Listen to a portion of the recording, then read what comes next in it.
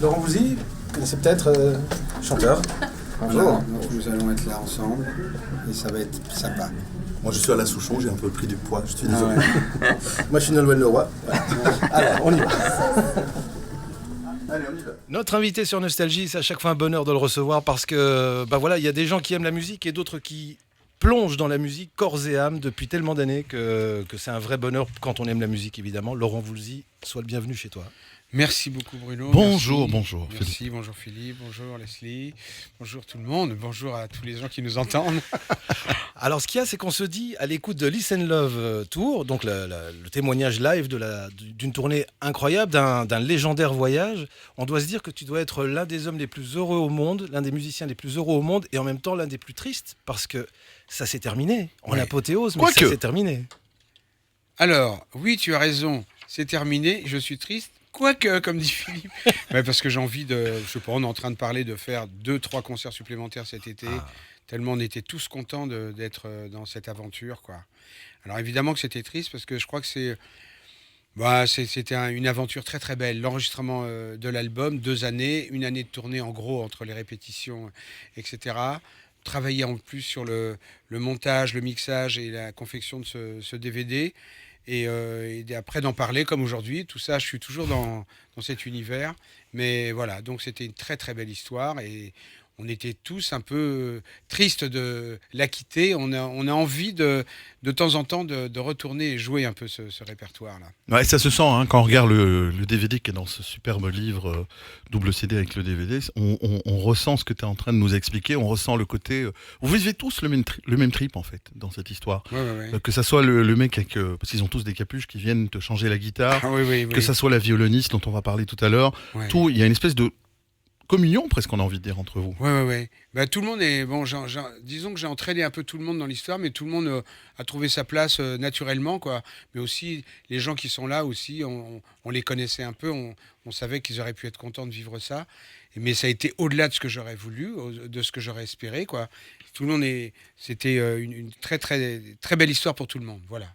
Il y a un truc qui devient évident quand on écoute l'album et quand on regarde le DVD qui est fabuleux. Il y a 3 noms que j'aimerais citer parce qu'on les cite quasiment jamais et je suis sûr que tu vas être d'accord avec nous.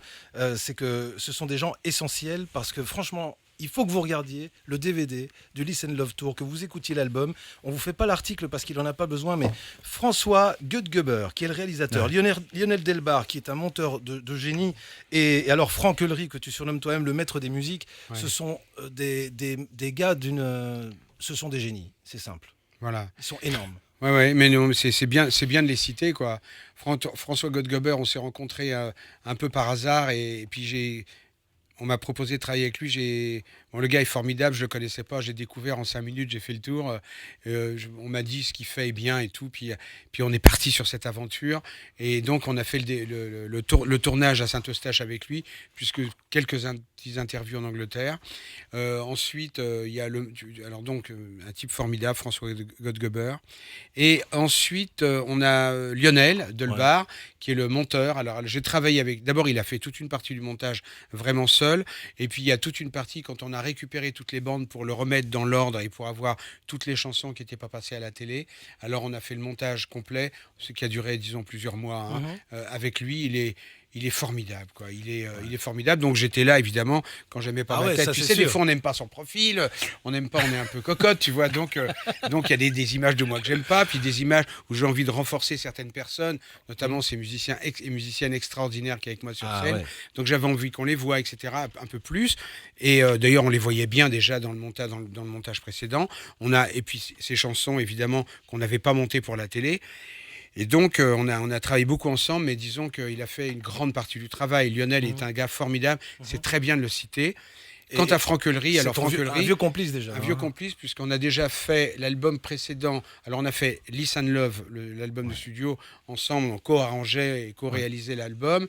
On a fait l'album de Recollection et on a fait l'album La 7e Vague. J'avais travaillé un peu avec lui aussi sur l'album de Nolwenn. Et sur Avril aussi, il était là. Et sur l'album Avril, il a fait une partie de l'album Avril aussi avec moi. Donc ça fait un moment qu'on se connaît. Et il a une très grande culture musicale. Et c'est tout à fait agréable de travailler avec lui parce que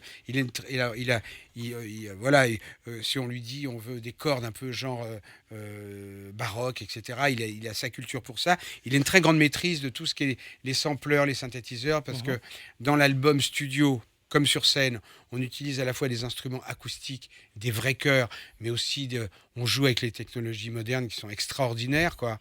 Donc, il a une bonne maîtrise de tout ça et on s'entend bien, donc il n'y a pas de raison. Voilà, c'était une belle histoire aussi. Et c'était des gens qui sont un peu dans l'ombre. Et Bruno, merci de les citer. Voilà. Leslie nous a rejoint, Phil.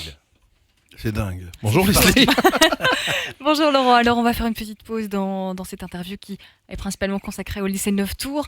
Je vous dresse ici 4 photos que vous allez commenter. Alors il y a une photo d'océan, il y a Kim Wilde, il y a une cathédrale au Moyen-Âge et puis il y a un point d'interrogation. N'hésitez pas, allez-y. La première D'accord. qui vous inspire. La première qui m'inspire, celle qui est devant, c'est Kim Wilde. Ah ouais. Tu m'étonnes. Pourquoi non, c'est marrant Je la parce vois. qu'il y a un point commun avec l'animateur Bruno. Là. D'abord, je suis quelqu'un de galant, puis c'est une personne absolument délicieuse. Et donc, je vais de temps en temps au téléphone. Il va y avoir un jaloux. Hein. Attention, Non, Bruno mais- sera très jaloux. Il le sait. Cette fille était un rêve pour moi. Je la voyais à la télé. Et un jour, j'ai commencé à enregistrer des cassettes. Dès qu'elle passait à la télé, je l'enregistrais. Et j'ai dit à Alain, je lui disais son nom de temps en temps. Et un après-midi, quand on était en train d'écrire une chanson, je ne sais plus laquelle, on fait une petite pause pour le thé. Et je lui ai dit, il me dit, tiens, en fait, tu m'as dit que tu avais une cassette de cette fille qui s'appelle Kim Wilde, tu l'as là. Alors, je lui ai montré. Il me dit, oui, évidemment, je comprends un peu. Et il me dit à ce moment-là, pourquoi tu ne fais pas une chanson qui s'appelle Les Nuits sans Kim Wilde ? Et on l'a fait tout de suite. On a arrêté la chanson qu'on faisait. J'étais tellement emballé qu'on a fait cette chanson. Kim Wilde est un ange. Je l'adore. C'est une fille délicieuse, d'une simplicité incroyable. J'étais bouleversé de la rencontrer parce que quelqu'un lui a dit, il y a un chanteur français qui a fait une chanson qui s'appelle Les Nuits sans Kim Wilde et en plus il voudrait que tu chantes dedans. Et quand j'ai rencontré la première fois, quand on lui a dit ça devant moi, elle est devenue, elle a changé de couleur, quoi. Elle comprenait pas pourquoi quelqu'un faisait une chanson pour elle et sur elle. Et après, en plus, on lui demandait que je chante dedans, qu'elle chante dedans et qu'elle vienne intervenir. Et 15 jours après, elle a dit « J'adore la chanson » et je suis d'accord. Donc je suis allé en Angleterre, je l'ai rencontrée et j'ai été bouleversé par cette rencontre. À l'époque, c'était une fille qu'on entendait partout dans toute l'Europe et qui était une très grande beauté comme ça. Et en plus, avec une voix adorable, avec des chansons canons. Elle travaille avec son frère Ricky et son père.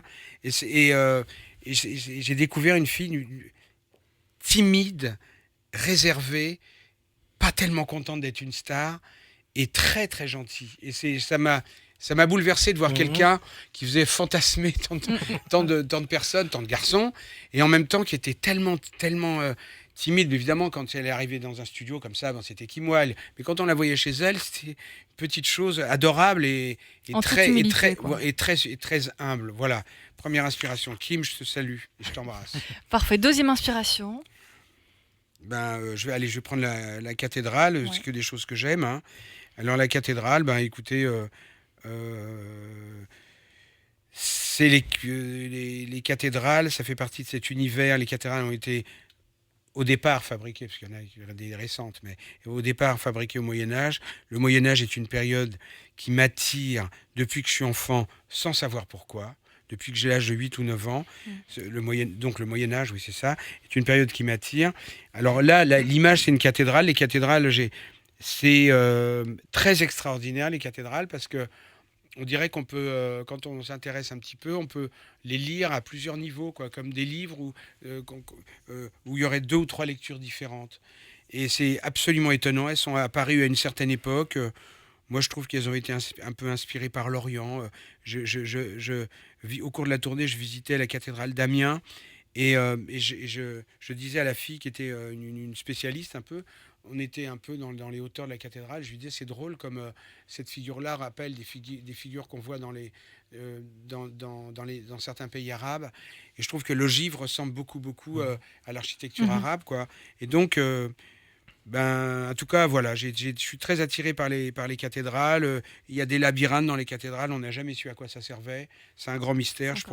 Je pourrais en parler comme un ignorant, c'est-à-dire en me posant moi-même des questions pendant des heures. On va passer à autre chose. Voilà. En tout cas, voilà, c'est un peu le symbole de. Et puis alors, j'ai joué à la basilique Saint-Denis, qui est une cathédrale, et là, c'est un souvenir incroyable, parce que la basilique Saint-Denis, c'est une cathédrale, et il y a tous les tombeaux de tous les rois de France à l'intérieur. C'est stupéfiant quand on y Et va. le premier sur lequel t'es tombé, c'est étonnant quand même. Comment? Sur les rois de France. On voit dans leur reportage à un moment donné, tu dis c'est dingue, j'arrive Mais oui. et je tombe sur qui? Incroyable. On me fait visiter on me fait visiter la basilique et le gars m'emmène et il me dit bon voilà il y a je dis où sont les tombeaux et il me dit ils sont là. Hop, on arrive et il me dit ça c'est la famille d'Orléans et le premier que je vois c'est Charles d'Orléans. Et Charles d'Orléans c'est celui qui m'a inspiré cet album parce qu'au départ je voulais faire Listen Love, ça devait être un album électro inspiré avec et les textes ça devait être que des poèmes de Charles d'Orléans. Et petit à petit, ça a bougé. Donc finalement, j'ai pris un autre auteur, j'ai pris Alain Sousson. Je me suis pris moi un peu comme auteur. Et j'ai gardé un poème de Charles d'Orléans qui s'appelle Ma seule amour, qu'on a enregistré, en tout cas la partie des chœurs, dans le donjon de Vincennes, pour avoir le son de la réverbération de l'époque, des murs, quoi. Et c'était très, très bouleversant parce que en arrivant à Vincennes, je me suis aperçu que Charles d'Orléans, qui était le petit-fils de Charles V, est venu là quand il était petit. Et l'escalier dans lequel j'entendais les chœurs, quand les chœurs répétaient, à un moment j'étais dans l'escalier, et c'était entre la chambre de Charles V et l'endroit où on chantait dans le donjon. Et je me dis, c'est dingue, parce que ce gars-là, en 1400 et des poussières, il était en prison en Angleterre, parce qu'il s'est fait attraper au cours d'une bataille. Je ne vais pas faire un cours d'histoire. Hein. Mais il a composé ce poème, et quand il était enfant, il est venu dans cet escalier, quoi. C'était un hasard incroyable de chanter cette chanson à cet endroit-là. Bon. Je passe, hein, parce que sinon... On va peut-être choisir entre les deux dernières photos. Il y a soit l'océan, soit un point d'interrogation qui signifie une question. Je vais prendre le plus... D'accord, parfait. Vous voulez que je prenne le plus facile? La 7e vague? Alors voilà, donc la mer m'a toujours inspiré. La mer m'a toujours inspiré. Je ne peux pas me passer de voir la mer pendant trop longtemps. J'aime être dessus, dessous et devant. Voilà, donc... Calmez-vous, mesdames, il parle de la mer. Voilà. Et alors là, vous avez la photo que les gens ne voient pas, mais ceux qui voient là, il y a une vague extraordinaire. Et mon rêve était de faire du surf. Ah oui, et ça, et vous donc, n'en faites pas un jour, j'ai emprunté un surf, une grande planche pour apprendre, c'est un Malibu. Et donc, je suis parti sur une plage de Bretagne avec mon Malibu. J'ai essayé tout seul d'apprendre le surf. Je n'ai jamais pu. Le lendemain, j'ai été acheter une planche plus petite, ça s'appelle un bodyboard. Ouais. Et donc, je suis devenu un adepte du bodyboard par incompétence. Un prochain projet, peut-être. Merci beaucoup, Laurent. Je vous en prie. Et alors, si jamais quelqu'un nous écoute et s'est déjà retrouvé derrière la mer, qu'il nous appelle. On a 2-3 questions à lui poser pour savoir ce que ça fait. Alors, un truc qui est évident quand on écoute l'album et qu'on regarde le DVD, parce que franchement, c'est une véritable expérience. Tu sais que, à titre personnel, moi, à part un DVD live ou 2 de Peter Gabriel, j'ai jamais pris un pied pareil à regarder un concert. Parce que c'est super léché, c'est super travaillé, il y a énormément de cœur, d'âme et de simplicité. Tout semble couler de source, c'est tellement évident que l'harmonie est totale. Et en plus, on se rend compte qu'en plus des 7 autres musiciens qui t'accompagnent sur scène, il y a à chaque étape un musicien exceptionnel qui est le lieu dans lequel vous jouez, qui fait partie de la bande. Quoi. Ah oui. Alors, il y en a à chaque fois, pas tout le temps, mais souvent on a joué dans des lieux un peu exceptionnels. Alors, dans le DVD, évidemment, c'est l'église Saint-Eustache. Et c'est un endroit qui n'a pas été conçu pour la musique pop. Et il faut faire avec. Il faut faire avec parce qu'il y a une réverbération. Les réverbérations dans les églises vont pour les grandes églises, je sais pas, de 7 à 11 secondes. Et donc, c'est pas du tout idéal quand on a une grosse caisse. Si on donne un coup, ça fait... Alors, il faut faire avec. Donc, on avait un très bon ingénieur du son, Hubert Salou. On a eu la première expérience, c'était la basilique Saint-Denis. On était assez craintifs. Finalement, ça s'est bien passé. Et puis alors, non seulement il y a l'acoustique, mais le lieu lui-même dégage quelque chose qui nous fait chanter, jouer un peu différemment. Et le public reçoit et se manifeste différemment aussi. C'est pas rien. Hein. Non, c'est pas rien. Phil, il y avait d'ailleurs un truc que tu as remarqué. Oui, il y a plusieurs choses. D'abord, je voulais te demander, parle-nous brièvement de Olivier Brossard. Parce qu'à un moment donné, tu le présentes, et c'est vrai qu'il est exceptionnel aussi. Ouais. Tu me confirmes, alors c'est pas très radiophonique, c'est lui là derrière toi, je crois. Oui, c'est lui, ouais. Alors j'ai été bavard tout à l'heure, je vais essayer d'être concis. Ouais. Olivier Brossard est un bassiste qui a une voix formidable. Voilà, il a une voix exceptionnelle. Et donc... on le voit un petit peu, un peu plus en majesté au moment où on chante Ma seule amour, accompagné que par des chœurs. Et lui fait la voix qu'a fait Roger Daltrey sur l'album. Et il l'a fait magnifiquement, quoi. Donc, voilà, c'est un gars qui est... lui, C'est une rencontre pour cet album? C'est la première fois que je joue avec lui, C'est ça, effectivement. Ouais. On m'avait parlé de lui, et c'est un gars qui est plutôt branché hard rock. Hein. Alors, Ouais, d'ailleurs, ça se voit. Alors- Ouais. alors quand je l'ai su, je lui dis ça va, tu t'ennuies pas trop? Parce qu'au début, je savais pas qu'il était branché hard rock. Et il Mais a après, aimé- il m'a fait écouter des maquettes qu'il faisait.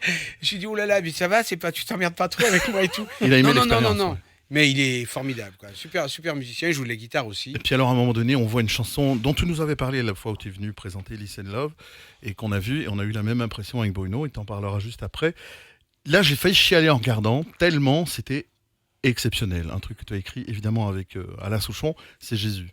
Ah. C'est on a l'impression d'être qu'il y a une lumière qui nous rentre dedans. C'est juste incroyable, alors qu'on était... Moi, je regardais un DVD, j'étais pas dedans en plus. Et, Ouais, et ouais. quand tu l'as chanté cette chanson, c'est ça la réflexion qu'on s'était faite avec Phil. Est-ce que tu la chantes de façon particulière quand tu es dans un lieu comme une église, une cathédrale? Cette chanson-là, tellement... Moi, j'ai l'impression que ton visage est même différent quand Ouais. tu la chantes. Alors, il y a selon les lieux, il y a certaines chansons qui résonnent différemment. Mhm. Par exemple, je vais vous prendre un exemple avant, mais je vais essayer d'être court parce que je Non, mais je vas-y. suis toujours trop bavard. Nous, on te garderait 3 ans. Non, hein. non, non, mais par exemple, quand je chante Paradoxal System en Belgique, Ouais. je ne sais pas pourquoi. Cette chanson, je ne l'ai pas écrite pour la Belgique. Et pourtant, il y a la Belgique à l'intérieur. Et à chaque fois, je suis extrêmement ému, moi, quand je chante cette chanson en Belgique. Donc, il y a des chansons qui ont une résonance particulière. Quand je chante Belle-Île-en-Mer en Guadeloupe ou quand je chante Belle-Île-en-Mer en Bretagne, partout, j'ai une émotion. Mais là, il y a quelque chose de spécial. Et quand on chante Jésus à Saint-Eustache, il y a une résonance particulière, quoi. Ouais. Parce qu'en plus, c'est un texte d'Alain sur une commande du père Joseph Wrezinski, qui est le fondateur du mouvement ATD Quart-Monde. Il m'a demandé cette chanson, je l'ai écrite 10 ans après.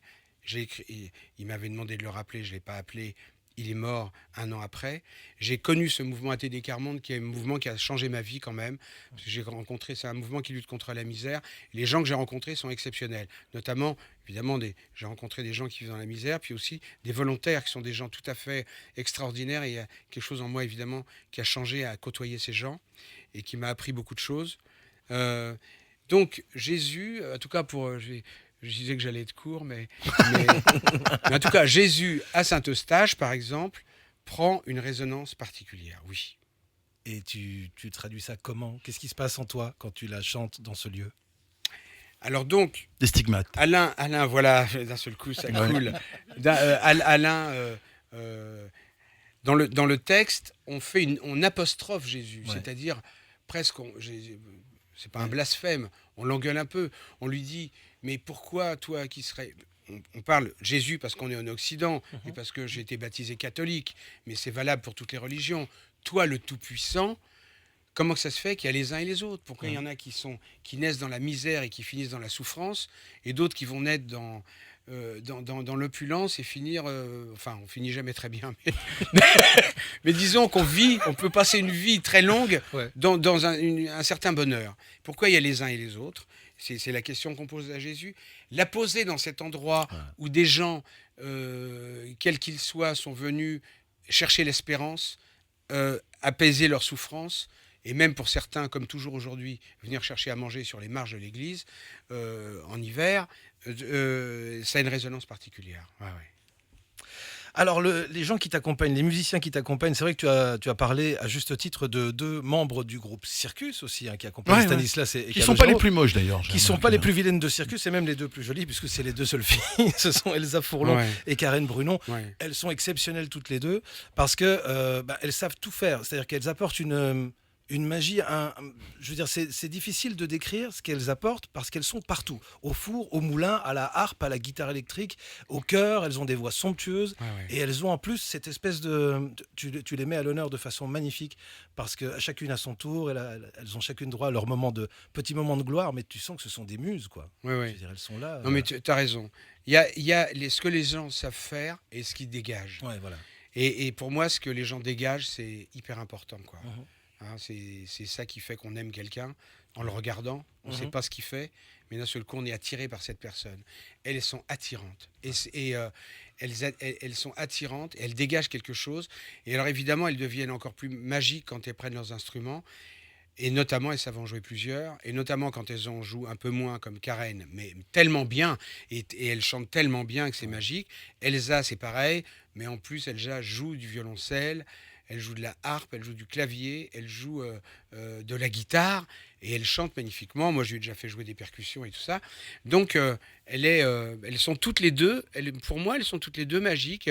Elles sont des muses, oui, c'est vrai, elles inspirent, on a envie. C'est un cadeau pour moi. En fait, les gens qui étaient dans cette tournée, pour moi, qui sont sur scène, c'est aussi un cadeau pour moi, quoi. Moi, tu vois, vous en parlez, c'est bien parce que vous pouvez toujours parler de Listen Love, mon album et tout, mais vous parlez de ces filles, c'est bien pour moi aussi. Égoïstement, c'est formidable, mais pour moi, c'était un cadeau de les regarder sur scène. Je prenais mon pied.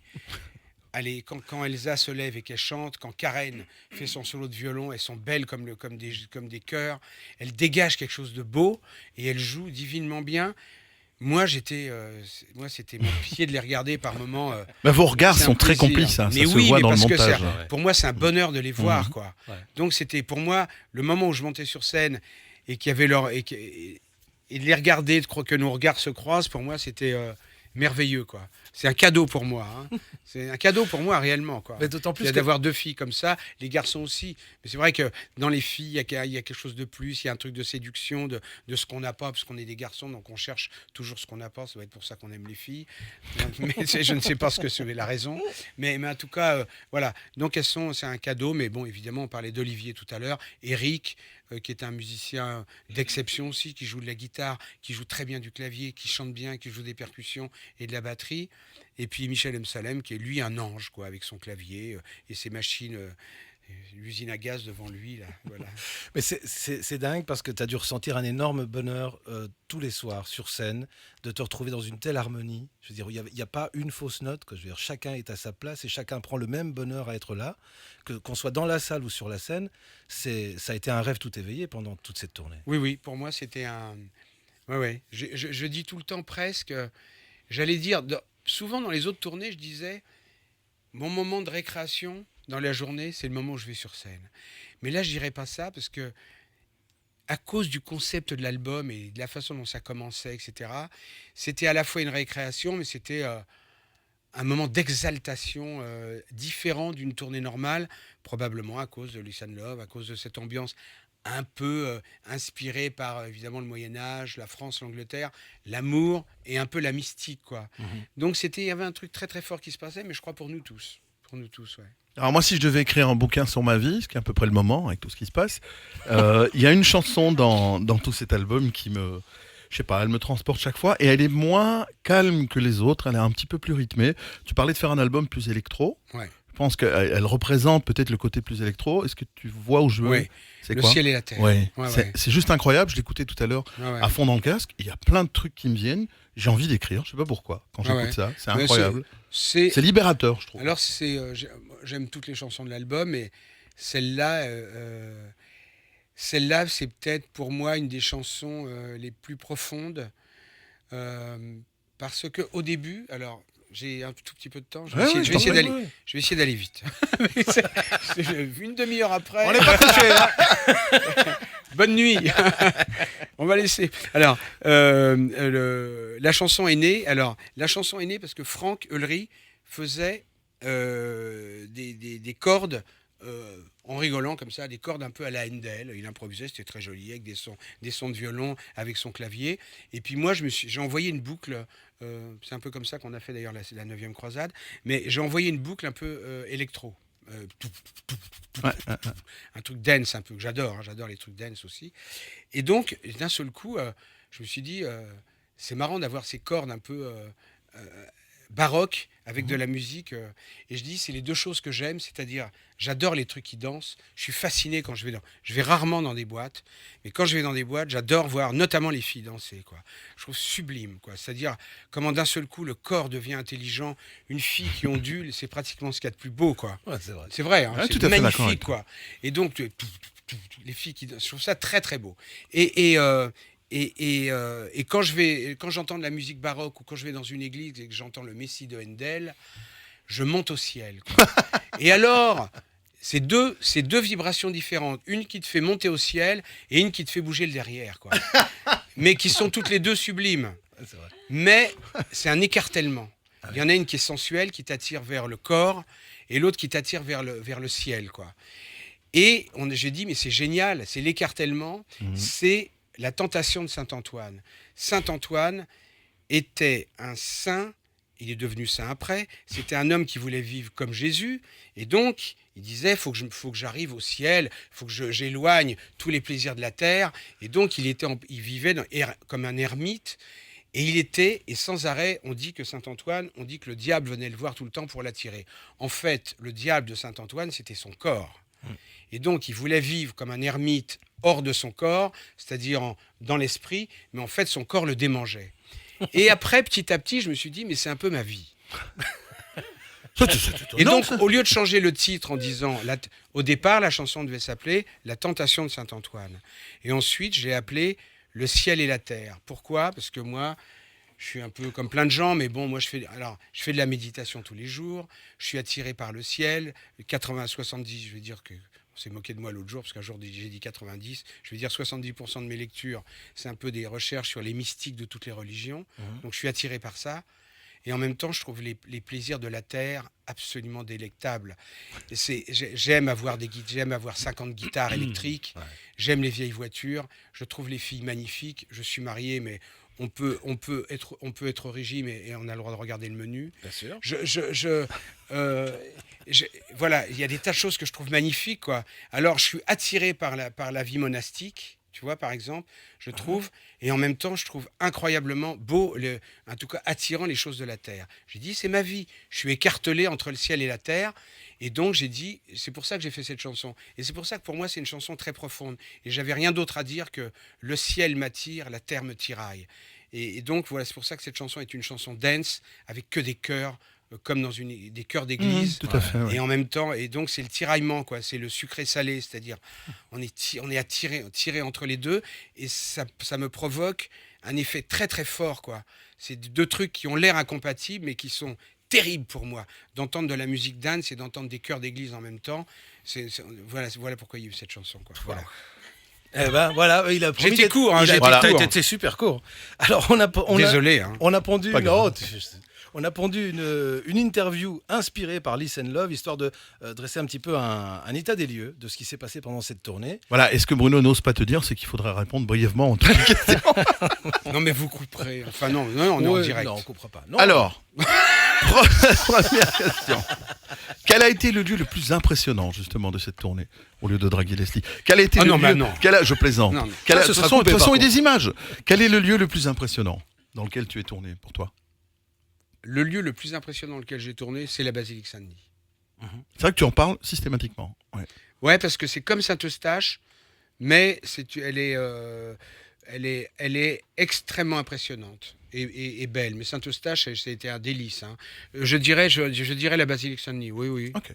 Et le lieu le plus authentiquement moyenâgeux de la tournée Listen Love, moi j'ai une petite idée, mais on va voir si ça rejoint ton ressenti. Bon, je dirais peut-être au milieu des remparts de Carcassonne. Ouais. Voilà. Là, je pense à ça parce que quand tu en parles dans le livret magnifique qui illustre tout ce périple comme ça, ville par ville. D'ailleurs, tu écris un texte somptueux sur la Belgique. Moi, j'encourage tous les Belges qui aiment Laurent Voulzy, et ils sont un paquet, à acheter d'abord ce truc-là parce que c'est un objet magnifique. C'est mieux qu'un objet, c'est vraiment un véritable voyage. Vous allez connaître mieux Laurent que beaucoup de gens qui le côtoient, si ça se trouve, parce que à travers les textes qu'il a écrits, il dévoile énormément de lui et de ses sentiments. Non, c'est lui qui doit parler beaucoup, pas Et toi. notamment vis-à-vis de la Belgique. C'est ça que je voulais dire, simplement. Donc c'est vrai que Oui, bah, la Carcassonne, Belgique, oui. Alors, J'aime. quel est l'endroit le plus surprenant que tu aies rencontré pendant cette tournée? Ah, l'endroit le plus surprenant. Oh bah alors c'est à l'île de la Réunion. On est parti sur alors c'est pas au moment d'un concert, mais on est parti sur un vieux voilier, un voilier en bois. Il y avait très peu de vent. Le gars a hissé les voiles quand même. On était toute l'équipe et on est parti dans la baie de Saint-Paul et on a vu une baleine avec son baleineau. C'est la première fois de ma vie que je voyais ça. C'est bouleversant. Ça, C'est c'est bouleversant. bon, ça. Le moment le plus... Tu en étais où, toi? T'étais Je viens de faire surprenant, le hein. surprenant. Alors, le moment le plus frissonnant ou le moment le plus amusant de la tournée Listen Love? C'est le moment le plus frissonnant ou le plus amusant. Là, j'ai un peu. Là, vous me prenez. Là, c'est difficile. Hein. Le plus amusant, tu m'as dit. Hein. Ouais. Non, j'ai pas de. Qu'est-ce La que douche d'Elsa et Karen le soir. Comme dans, tu vois, Toto YouTube. Ça, c'est frissonnant. Ouais. Non. Le plus. Non, là, pour l'instant, amusant, je vois pas. On s'est souvent amusé, on a souvent ri. Là, pour l'instant, j'ai pas de souvenir. Ça peut me revenir tout à l'heure. Alors, on embraye avec l'autre. Le moment le plus parfait, musicalement parlant. S'il y en a. Hein. Parce qu'on sait que tu es très exigeant. Donc, est-ce qu'il y a eu un moment Oui, donné... alors il y a eu un moment. Ouais. Alors on l'a pas dans le film. Non, mais ça fait rien. Le moment le plus parfait, c'est encore. Je suis désolé. À la basilique Saint-Denis, je n'ai jamais entendu des gens chanter Belle-Île en mer comme ils l'ont fait. C'était incroyable. Une espèce de truc que j'ai jamais eu de ma vie. J'ai eu des moments, des frissons avec Belle-Île, tout le temps. Hein. Quand les gens chantent, moi, je suis toujours bluffé. Hein. Je me dis quand même, c'est dingue que tout le monde connaisse cette chanson. Ça me bon. Mais là, c'était une espèce de douceur très difficilement descriptible parce que on pourrait presque le dessiner tellement c'était comme un plan, une mer absolument calme et les chœurs sont arrivés dans une douceur et une justesse inimaginables. Voilà. Alors, si tu pouvais te glisser 24 heures dans la peau d'un roi de France, tu vivrais la journée de qui ? On suppose que ce serait un petit Charles, peut-être, mais... Alors... Non. Pas Louis XVI le 21 janvier. Ça, c'est pas bien passé. Ouais. Non. Non, peut-être un roi qui aimait les arts. C'est difficile. Hein. Vous me posez une colle terrible. Tu vois, je t'avais dit que c'était Non. Moi, je pensais qu'il allait dire Charles d'Orléans tout de suite. Mais non, mais Charles d'Orléans, c'était le petit-fils de Charles V. Ouais. Donc, Mais en plus, il a fait 25 ans de prison. Il y a mieux. C'est là qu'il a écrit ses poèmes. Ouais. Et après la bataille d'Azincourt, les Anglais l'ont emmené en prison d'Angleterre. Il a passé 25 ans en attendant que les Français payent la rançon. Et les Français ont payé au bout de 25 ans, ils étaient pressés. Oh, la vache, ouais. Non, mais je sais pas. Non, Louis XIII, Louis XIV. Non, si on remonte, je dirais. Il y en a. Je suis pas sûr que j'aurais aimé dans la peau d'un roi de France. Non, mais c'est ça, c'est que c'est une grande responsabilité. Ils n'étaient pas tous heureux. Il y en a qui ont mal fini. Non, mais... Ménestrel, alors ? Oui, probablement, ouais. J'aurais aimé, un petit...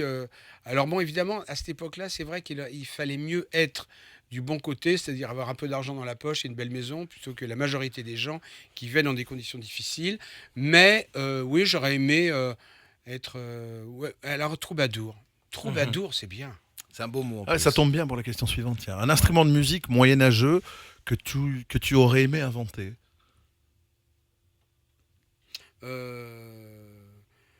Les instruments de musique moyenâgeux, alors je ne suis pas un grand expert en instruments.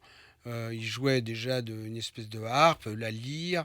Il jouait le luth, la vielle, La guitare particulière qui sert de... Elle a une forme de lyre. Oui, c'est ça, oui. Ouais. C'est moi qui ai eu l'idée de faire une forme comme ça, mais parce que c'est une forme de lyre. Et puis après, je l'ai donné à des luthiers qui m'ont bien arrangé le coup, quoi.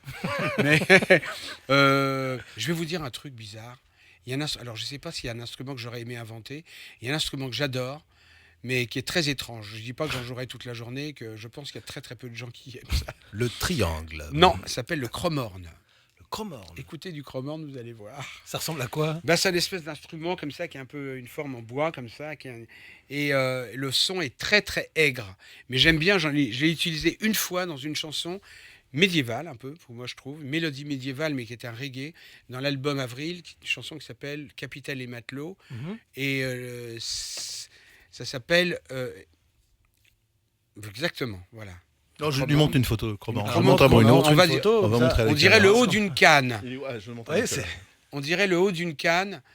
Et c'est un instrument assez aigre, mais qui pour moi inspire le Moyen-Âge. Je ne pense pas que j'aurais aimé en jouer vraiment, ni l'inventer, mais en tout cas, et pour moi, c'est un son qui est très, très, assez des gens détestent. Hein. Et moi, j'aime bien m'entendre ça. Mais bon, pas à longueur de journée peut-être. Mais en tout cas, J'aime bien. Alors, voilà. Est-ce que j'aurais aimé l'inventer? Je sais pas. Bruno, je te propose la dernière question peut-être. La dernière Comme ça, question, oui, c'est parce que voilà, je me suis amusé à prendre cette question, j'aurais voulu voir quel était ton choix en la matière. Si le roi Arthur s'était appelé Alain Souchon, aurais-tu préféré être Lancelot ou Guenièvre? Waouh. Non, mais Lancelot me plaît. Oui, mais il trahit. Il trahit un peu. Ah oui, c'est pas terrible. Il vient de s'en rappeler, mais je m'en fous quand même. C'est pas terrible. C'est soit le pote qui trahit son pote, ou bien alors la femme. Soit le pote qui trahit son pote, soit la femme qui elle aussi va le trahir finalement. Mais ce qui a c'est quand même un petit peu, comment on appelle ça? Tu sais, comment on a non. Capillotracté. Non. Non. Comment on dit quand on n'arrive pas à choisir? Biscornu. Ouais, mais je cherche. Cornélien. Cornélien. Cornélien, ouais. Oui. C'est Cornélien parce que tu me fais choisir entre un homme brillant quand même, mais qui devient un traître, et une femme qui serait mariée à Alain Souchon. Donc, Toi, si t'es un tu veux, vicieux quand même. Alors qu'est-ce je qui suis un peu embêté parce que Alain, j'aime beaucoup. Ton mais frère je me vois d'armes et pas de du cœur. tout marié avec lui. c'est pas du tout. C'est pas mon type d'homme. Tant pis pour lui, côté. Non, mais c'est vrai que la faute est plus excusable de quel côté? Du côté de Lancelot ou du côté de Guenièvre? D'après toi? Qu'est-ce qu'elle a fait déjà, Guenièvre? Ah bah elle a été avec Lancelot. Et elle a fait. Crac. Ça, c'est. Oh la vache. Là, c'est c'est dur. hyper cornélien. Ça c'est perdu. Écoute-moi, permets-moi d'avoir un joker. On va la sauter celle-là. Ouais, oui, c'est- Pas c'est- Guenièvre, c'est la de dire. question. La Ouais, question. je m'en doutais. Alors, Phil.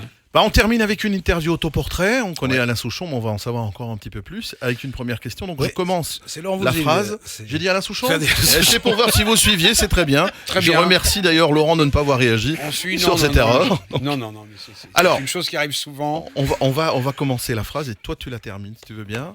Je me décris comme quelqu'un de. Pas moi, toi. hein. Attends, excuse-moi. Là, tu Donc- parlais de. Ah oui, parce Non, que on parle de. Là, on comme parle il a de dit toi. Alain Souchon, Ouais, ça perturbe. tu voulais que ça perturbe. je parle d'Alain. Non, tu parles de toi. Non. Donc, je me décris comme quelqu'un de. Lent. La musique m'a changé parce que. Ou pas. La musique m'a changé parce que j'étais timide, maladivement timide quand j'étais jusqu'à l'adolescence, peut-être même aujourd'hui, mais elle m'a probablement enlevé de la timidité et entre autres, elle a fait beaucoup de choses la musique pour moi. Elle m'a enlevé de la timidité et m'a permis de cacher celle que j'ai encore. Voilà. Lorsque je ne fais pas de musique. J'en écoute. On n'en sort pas. Non, mais non. Je suis passionné d'abord par tous les gens qui sont passionnés eux-mêmes, donc ils deviennent passionnants. Quand je fais pas de musique, je lis, je me promène, je regarde la mer si je suis au bord de la mer, je regarde la télé. Non, mais voilà, je m'ennuie jamais en fait. Ouais. Alors, mon plus gros vice. Bon alors, mon plus gros vice, ça va être non, mais j'ai rien de. Non, J'ai rien dit. je vais te décevoir. Tu me regardais Non, en mais pas- ricanant. mais pas et tu du dis tout. qu'il va nous Pas du tout. sortir un truc terrible, qui Non, va non. être un scoop. Il va me parler de nourriture, je parie, non?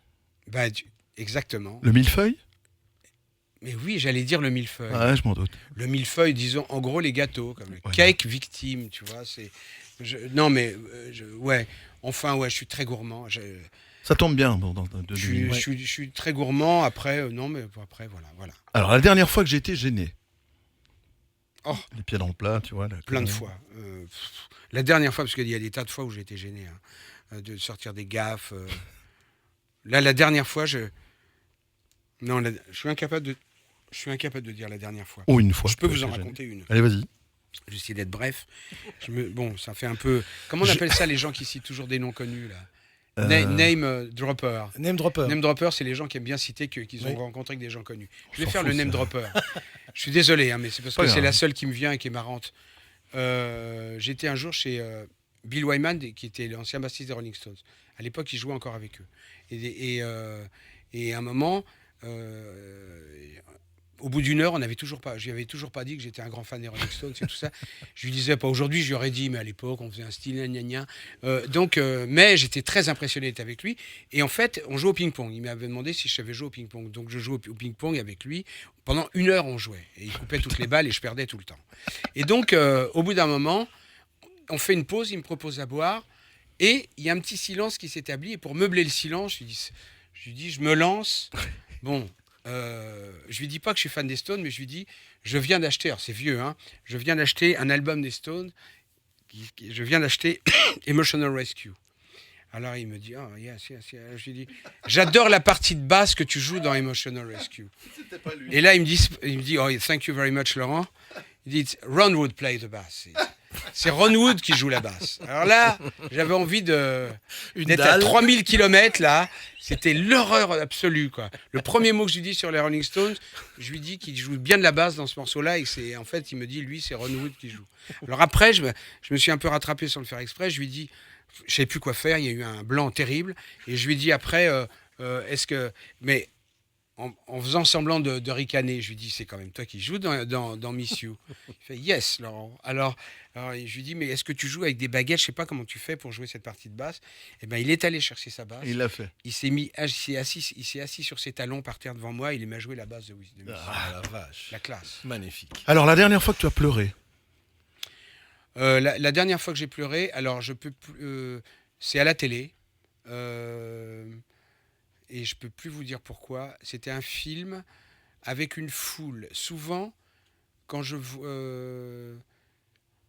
c'est une foule à la fin d'un film un peu dramatique, avec des soldats et un général qui parle devant les soldats et tout ça. Ben moi, je suis un peu.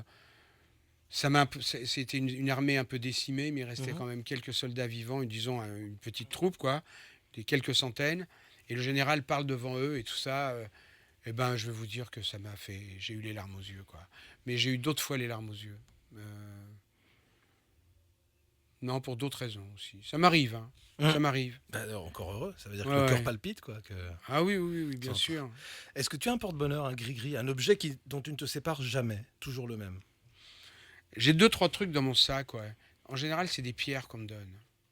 Des pierres qui viennent des galets, des J'en ai trucs. pas, là, j'en ai une, là. Ouais, elle n'est pas là. C'est une pierre... Comment? Ouais, là, j'ai un bracelet, mais c'est... Je l'ai, mais je l'enlève pas. Mais celui-là, il n'a pas été mis pour porter bonheur. Mais... Ouais, j'ai des pierres qu'on me donne. Si on m'offre une pierre, alors il y en a une assez incroyable qu'on m'a offerte, qui est une pierre naturelle. Tu l'as là, je regardais en régie. Mon sac, mon sac à dos. Le sac à dos. Le sac. Voilà. Non, je vais vous la montrer, elle est incroyable. Ah ben. Et les gens. Non, non, non, non, non, pas encore, pas Mon encore. sac pas à dos. encore. Son sac, qui veut son sac. Mais on avait dit une mise en scène hollywoodienne. Calmez-vous. Non, je vais vous montrer. Bon, c'est un exemple. Mais en fait, j'en ai plusieurs. C'est pas des gris-gris, mais j'aime bien l'avoir avec moi. Et je vais pas l'avoir. Je m'aperçois que je l'ai perdu. Mais bon, je vous le montre. Regardez cette pierre. C'est une pierre naturelle. On peut? Ah oui, oui. Waouh. c'est naturel. Ouais, naturelle. Ouais.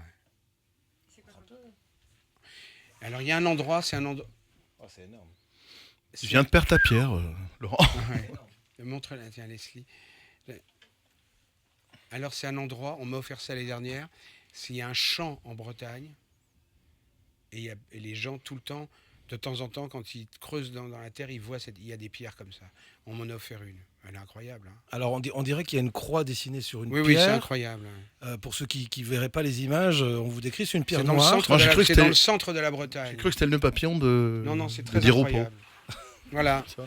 Alors bon, non, c'est pour vous dire que ça peut être une pierre. Mhm. On m'offre une pierre, mon fils, le dernier, là, Quentin m'a offert une pierre, mais quand il était petit, il avait 4 ans, mais il a 11 ans maintenant. Il ramasse une pierre sur la plage, il me dit, tiens papa, cette pierre, elle te porte bonheur. Ah, ça, Ça, c'est pour la vie, ça, c'est énorme. on sait Non, pas mais si voilà, c'est pareil. c'est ce genre de choses-là. Maintenant, est-ce que je suis superstitieux? Peut-être et peut-être pas, quoi. J'essaie de pas l'être. Parce que si on cumulait toutes les superstitions qu'il y a dans le monde entier, on pourrait rien faire. On pourrait rien faire. Non, mais c'est vrai. Non, c'est vrai, Je voulais c'est le vrai. faire un jour. Il y a quelqu'un qui devrait cumuler toutes les superstitions du monde entier. On s'apercevrait qu'on peut rien faire, quoi. Ouais. Dans tel pays, ça doit être dangereux de mettre ses mains comme ça. Enfin, C'est voilà. vrai. Donc, Et le livre ou le film qui a changé ta vie ou une partie de ta vie, est-ce qu'il y en a? Un truc que tu as lu ou un film que tu as vu où tu t'es dit, là, ça m'a... non, alors peut-être, je veux dire, quand j'étais petit, je crois que j'ai vu les 101 Dalmatiens. Je pense que peut-être j'adore la féerie, les contes de fées, les légendes et tout. Alors je dis les 101 Dalmatiens parce que c'est pas le peut-être comme un conte, mais quand même, c'est un dessin animé, quoi. Et ces images-là m'ont marqué. Depuis, j'adore le monde. Enfin, toujours aujourd'hui, j'adore faire des choses pour les enfants. Le monde de l'enfance, la féerie, les contes et légendes. Et peut-être aussi un autre livre. Alors, certains livres, dans les séries de livres que je lis, qui sont un peu plus, qui ont l'air plus sérieux, mais pas. Par exemple, le livre tibétain de la vie et de la mort. C'est assez étonnant, quoi. On se familiarise avec la vie, avec la mort. Voilà, ça m'a. Peut-être, c'est des choses qui me. Voilà. Moi, j'ai une dernière question pour cet autoportrait, parce qu'il y a quelque chose Ouais. qui va arriver pour Laurent. Mon plus grand regret, s'il y en a un, évidemment, quel serait-il? Mon plus grand regret? Ouais. Pas remords, regret. Alors, ça veut dire que je peux encore le faire. Non, mais si, Donc, c'est mon vrai. plus grand regret serait mon plus grand rêve. Qui est quoi? Je vous le dirai pas. Suite au prochain épisode. Quel teasing. Alors, Laurent, on va devoir se quitter parce que tu es pris par le temps. Mais en tout cas, il y a Alain Souchon qui t'avait chanté Bon anniversaire un certain 18 décembre 2012 à l'église Saint-Eustache en fin de concert sur ton smartphone. Ouais. C'est un truc dingue que vous pourrez voir sur le DVD du Listen Love Tour. Franchement, c'est à Je tomber. m'y attendais pas. Hein. C'est énorme. Maintenant, tu t'y attendais pas. Et je pense pas que tu t'attendes non plus à Tu crois à la Mère Noël? À la Mère Noël, Ouais. Je connais le Père Noël. Tu vas voir la Mère Noël, La elle a quelque chose demoiselle pour Noël, toi. elle a un cadeau pour toi. Ouais. Oh Merci Allez, beaucoup. tous ensemble, là. Joyeux anniversaire avec 2 jours d'avance. Joyeux anniversaire. Avec 2 jours d'avance. Joyeux anniversaire, Laurent. Merci. Joyeux anniversaire. Et voilà, Vous êtes adorable, là. c'est cadeau. C'est joli, hein. Mais oui, alors, je sais pas ce que c'est, mais c'est... C'est un gâteau. C'est un gâteau. C'est un Parce que gâteau. je trouve que c'est mou. Je me suis dit, c'est peut-être un gâteau. C'est un gâteau. Ça peut, c'est un ça, gâteau. on va donc le déguster ensemble. C'est comme tu veux. Ah, si tu as le temps, mais alors, évidemment, un Est-ce gâteau. qu'on a le temps? Mais un gâteau. L'attaché de presse vient de s'évanouir, je vais la ranimer. Non, elle est là. Je sens qu'elle est en train de dire avec son grand C'est au sourire. chocolat, c'est au Je chocolat. la connais comme si je l'avais faite. On est dans la merde, on n'a pas le temps. Katia, Il alors faut y aller. Alors, un gâteau ne serait rien sans un cadeau, et nous avons dans la maison Mais non, Jean-Marie. non, mais c'est magnifique. Il est beau, hein. Il est bien fait. Merci beaucoup. C'est beau. C'est la pochette, pour ceux qui ne verraient pas l'image, c'est la pochette de Listen Love Tour. Comment je l'ai fait? Non, mais attends. Jean-Marie Eh, est merci un... beaucoup. Bah, Alors rien attends, du c'est tout. pas tout. Merci beaucoup. Et ça, c'est cadeau pour toi pour ton Non, mais- anniversaire. Et votre gâteau, il est splendide. Hein. Ouais. On aura 3 minutes pour le goinfrer juste après. Ça, c'est un autre cadeau. Alors, l'emballage est très original. Il est signé Jean-Marie Debol, qui est animateur sur Nostalgie et qui fait toujours des emballages magnifiques. Et ce qui est à l'intérieur, c'est pas lui qui l'a fait, mais c'est quelqu'un que tu aimes bien. On espère que tu as pas ce truc-là. Ouvre ton cadeau. Je l'ouvre tout de suite. Non, Kevin, tu ne mangeras pas le gâteau de Laurent. Et ben voilà, il ouvre le cadeau, comme ça vous savez tout. Le petit lys est tombé. Ah oui, il y a un lys. Oui, c'est un petit lisse comme ça. Création maison. Et à l'intérieur, il doit y avoir un truc qui est censé te faire plaisir. Oh. Oh, mon génie. Mon bon génie. Brian Wilson. Alors c'est un DVD qui te plonge dans le studio, dans la création, dans ce que lui il a fait pendant ces années-là de 62 à 69, qui sont les années les plus marquantes au niveau des Beach Boys en tout cas, Ouais, avant ouais. qu'il ne tombe un petit peu à l'ouest avec ses problèmes un peu mentaux. Et là, il est en pleine créativité. On s'est dit que pour un créatif comme toi, se retrouver dans son ombre en studio, ça pouvait être intéressant. Oh, vous me gâtez. Hein. Je suis extrêmement content et touché. Je vous embrasse. Eh ben, on pourrait tous applaudir Laurent Voulzy pour son anniversaire, tant qu'à faire. Merci Philippe. Avec plaisir.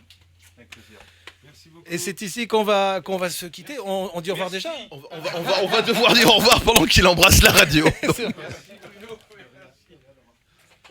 Merci. Vous êtes vraiment adorable. Hein. Et ben voilà, Gâteau, c'est le ici gâteau, que... Magnifique, comment vous êtes. C'est extraordinaire. Mais attends, je veux une photo. Je vais faire une photo de mon gâteau. Hein. Ah, dis donc, je rêve. Ta-ta-ta. Puis on va faire une photo ensemble, D'accord. tous ensemble, puis avec mon appareil en plus. Voilà. Bon, je fais une photo avec le studio. Attends, je vais faire ça. J'essaie d'avoir... il faut quand même que je le vois. Alors déjà, je le vois. Hop. Non mais attends, c'est dingue. C'est magnifique. Eh, bravo, attends. Et puis avec vous, là, je vous vois. Tous là, super. Leslie. Ouais, génial. Ah, vous êtes adorables, c'est super. On fera une photo ensemble après. D'accord. Bon. Hey. Donc c'est ici que se termine l'interview de Laurent Voulzy, parce que tout le monde a perdu de vue que finalement, la radio. Ah, moi, j'y étais plus, moi. Nous, on est à la maison, tu vois, on fait notre truc, un bout de gâteau, tout ça. Merci infiniment d'avoir répondu à notre invitation, Laurent. Merci Bruno, merci Philippe. Et merci bon appétit. Leslie, merci. Formidable. Qu'est-ce que c'est beau. On nous fait couper ou pas? Ah oui, il faut. Non, vous voulez le garder. Et pendant que Non, tout le non, monde on pense met à sous bouffer, cloche, alors. n'oubliez pas que le Listen Love Tour est disponible un petit peu partout et qu'il vous faut l'édition exclusive avec tu le veux, DVD. Tu veux quoi, un café, chocolat Je sais pas, on va d'abord couper l'enregistrement et on va dire au revoir à tout le monde. Non, mais Eh. café, chocolat ou quoi dis-moi avant de couper. Café, d'accord. Café, je veux bien. Tu l'as vu le gâteau? Il va me les coordonnées. Non. Voilà. Non, je reviens. Non, je préfère que vous me donnez pas les coordonnées. Je reviens l'année prochaine à la même date et on refait un gâteau.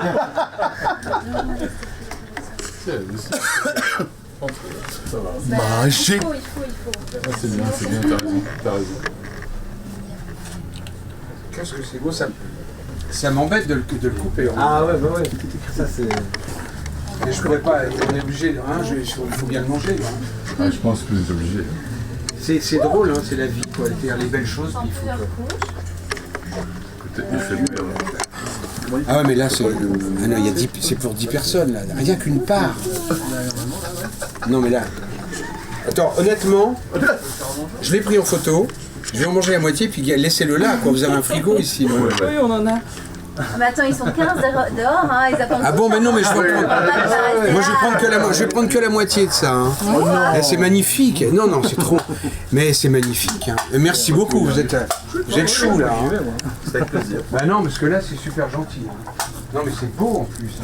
Hein. Tu l'as vu, Sophie, le gâteau? C'est pas beau. Oh là là, qu'est-ce que On a peu seulement. c'est. Ils m'ont brillé à Et pourtant. C'est super gentil. Nostalgie.